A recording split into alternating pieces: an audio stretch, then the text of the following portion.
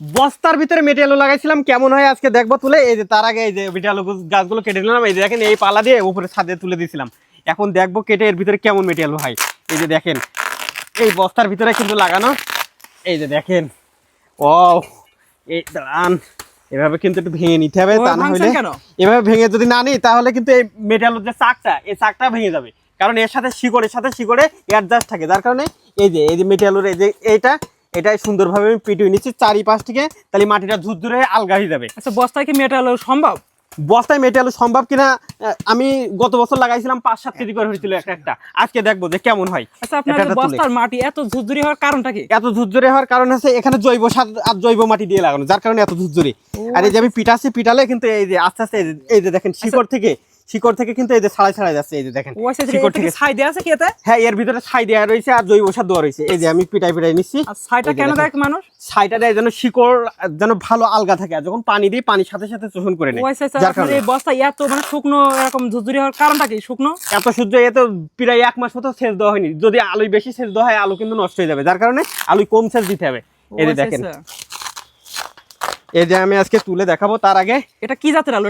এটা আমাদের দেশীয় যেটার ফল খেতাম আমরা, ওইটাই ফলের। এই যে দেখেন এর ভিতর থেকে এই যে দেখেন এই যে এইভাবে বাড়ুচ্ছি। এবার আলু কিন্তু আস্তে আস্তে ছাড়াই যাচ্ছে, ঠিক আছে, আমার কোনো কষ্টই হবে না। আচ্ছা, আপনি কত বস্তা লাগাইছেন এভাবে? প্রায় 10-20 বস্তা লাগাই প্রতি বছর। এই যে দেখেন সুন্দর করে এই যে মেটে আলু এর ভিতর থেকে এই যে গাছটা কোথায় উঠাই দিছিলেন? একেবারে কিন্তু একদম এই যে মাছ বরাবর, মানে নিচেও মাটি দিতে হবে, ওপরে মাটি থাকতে হবে, আর আলুটা থাকবে মাছ বরাবর।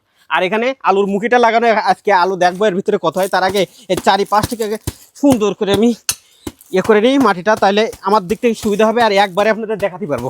আপনি যেভাবে বাড়ছেন আবার আলুটা ভেঙে যাবে না? না, আলু ভাঙবে না, কারণ আমি তো আস্তে আস্তে বাড়ি দিচ্ছি। আর এই যে একটা চাক থাকে, সেই চাকগুলো ভেঙে যাচ্ছে সুন্দরভাবে। এই যে হ্যাঁ কাটলে যাতে ঝুরঝুরি করে যাতে সুন্দরভাবে দেখানো যায়, বোঝানোর সুবিধাতে আলুটা কেমন হয়েছে তার জন্য এই পদ্ধতি। আলু কি হয়েছে কি মনে হয়? হ্যাঁ, এই যে দেখেন এই যে দেখেন আলুটা দেখেন, এই যে দেখেছেন এই শিকড় থেকে কিন্তু এই ছেড়ে দিচ্ছে মাটি একেবারে জৈব সার দিয়ে। এই যে দেখেন এই দেখেন এই যে ছাই মাটি দিয়ে লাগানো ছিল কিন্তু। এই যে দেখেন এর ভিতর থেকে আমি দেখাচ্ছি। তার আগে আনুমানিক কত কেজি হবে এখান থেকে? আনুমানিক 10 কেজি 20 কেজি হবে। বস্তায় 10 কেজি? 10 কেজি 20 কেজি, হ্যাঁ 10 কেজি সম্ভব। এর আগে কি এক বস্তা কোনো তুলেছেন? এর আগে 5 বস্তা তোলা হয়েছিল, সেগুলো 10 কেজি করে হয়েছে। এটাই দেখবো তুলে। এই যে দেখেন আগে থেকে বস্তাটাই সুন্দর করে আলগা করে নিচ্ছি। এই যে এবার আপনাদের দেখাচ্ছি। এই যে দেখেন ভুসির বস্তায় দিই, আর এই যে দেখেন এটা হচ্ছে লবণের বস্তায় দিয়া। আপনারা চাইলে সারের বস্তায় দিতে পারবেন। এই যে দেখেন আলুটা দেখেন, এর জন্য আলু একদম পুরো ভরে যায়। এই যে দেখেন আলুটা দেখেছেন একদম অর্গানিক ভাবে আপনারা বাড়ির ছাদেও এমন সুন্দরভাবে আলু চাষ করতে পারেন। এই যে দেখেন মাটিটা এখন ছাড়াচ্ছি কিন্তু। এই যে দেখেন এর গায়ে কি পরিমাণ মাটি, এগুলো তারা এঁটে রয়েছে। এই যে দেখেন এসব মাটি, এই যে দেখেন এই যে দেখেন একটা বস্তায় এই যে দেখেছেন আমি এইভাবে ঘা কেন দিচ্ছিলাম। এই যে দেখেন দেখেছেন এই যে ঘা দিচ্ছি, মাটিটা কিন্তু ছাড়াই যাচ্ছে। দেখেন কাঙ্ক্ষিত আলু নিচ থেকে আরো ভেঙে গেছে, মানে নিচ থেকে ভেঙে গেছে।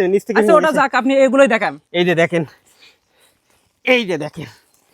এখানে কয়টা আলু লাগাইছিলেন? এখানে 3টা আলু। এই যে একটা আর একটার সাথে একটা লেগে গেছে। এই যে দেখেন একটার সাথে একটা কিন্তু লেগে গেছে।